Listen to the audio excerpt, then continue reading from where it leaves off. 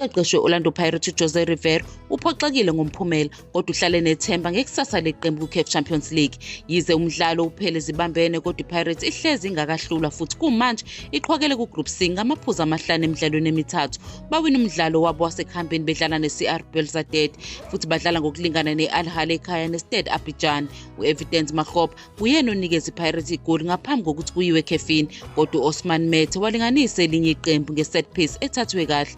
uRivero ubalula ukuthi ukudlala ngokulingana kubanikeze ithuba lokuhlala esicongweni okwamanje. Njengoba kusasele imidlalo emithathu eqenjini, uRivero ubonile ukuthi asemaningi amathuba ukuthi wonke amaqembu enze kahle. Uthe iPirates ibifuna ukwanqoba umathatha amaphuzu kodwa izitha zabo azizange zibenzele lula. Nakuba uRivero ezizwe ephoxekile kancane ngalo mphumela, ikakhulukazi njengoba belahla amathuba amaningi emzuzwini yokuqala ngo-25, uvumile ukuthi elinye iqembu lidlale kahle. Uma kubhekwa izimo ezinzima ebholeni, uRivero ubengeneme ngokuphelele ngephuzu elilodwa kuphela kodwa waphawula ukuthi kuseyiphuzu elibalekile kude nasekhaya futhi konke kusalawulwa yibo.